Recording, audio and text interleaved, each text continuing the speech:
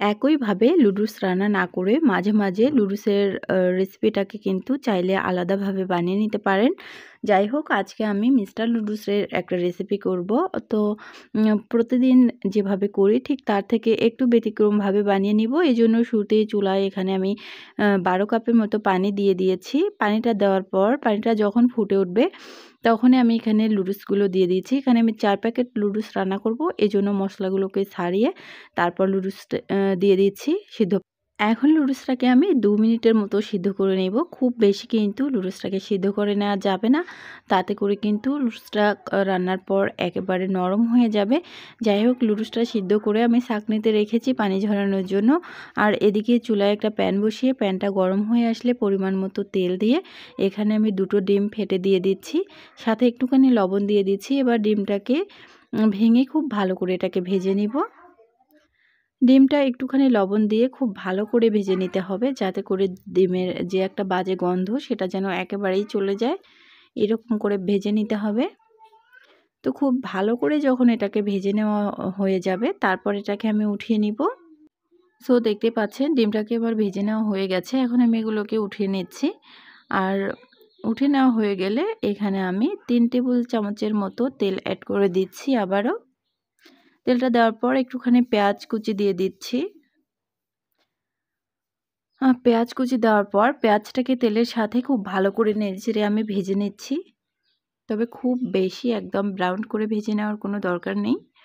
এ পর্যায়ে আমি দিয়ে দিচ্ছি আদা এবং রসুন বাটা হাফ টিস্পুনের মতো আদা রসুন বাটা দেওয়ার পর এখানে আমি হাফ কাপ পানি দিয়ে দিচ্ছি। আদা রসুন এবং যা কিছু দিব সব কিছুকে খুব ভালো করে কষিয়ে নেব। এ পর্যায়ে আমি টমেটো সস দিয়ে দিচ্ছি ২ টেবিল চামচের মতো, আর সয়া সস দিয়ে দিচ্ছি ১ টেবিল চামচের মতো। এবার সমস্ত উপকরণগুলো খুব ভালো করে মিক্স করে কষিয়ে নিব। তো দিয়ে দিলাম আবার ১ টিস্পুনের মতো মরিচের গুঁড়া। মরিচের গুঁড়াটা অবশ্যই দিবেন। এখন খুব ভালো করে কষিয়ে ওই যে ছেঁকে রাখা পানি ঝরিয়ে রাখা লুডুস সেটা দিয়ে দিচ্ছি। এবার লুডুসটাকে মশলার সাথে খুব ভালো করে মিক্সড করে নেব।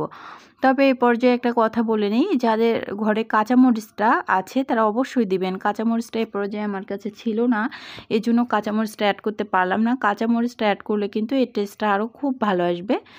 চাইলে কাঁচামরিচটা কুচি কুচি করে কিন্তু মশলাটা কষানোর সময় দিতে পারেন।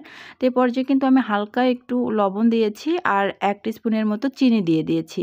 চিনিটা দেওয়ার পর এখানে আমি ওই লুডুসের যে ৪টা প্যাকেট মশলা ছিল সেই মশলাটা একটুখানি পানি দিয়ে গুলে সেই মশলাটা অ্যাড করে দিলাম। তাতে করে হবে কি চিনিটাও গলে যাবে আর মশলাটা কিন্তু গোলানোর পর দিলে খুব ভালো করে লুডুসের সাথে মিক্সড হবে, খুব ভালো লাগবে, টেস্টটা ভালো আসবে।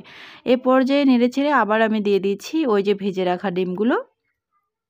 এইভাবে দিলে হয় কি ডিমের যে বাজে একটা গন্ধ সেটা থাকবে না। আর ঝাল মিষ্টি দিয়ে লুডুসের টেস্টটাই কিন্তু অন্যরকম হয়ে যাবে। চাইলে একদিন বাসায় ট্রাই করতে পারেন। রেসিপি ভালো লাগলে ভিডিওতে প্লিজ একটা হলেও লাইক কমেন্ট করবেন।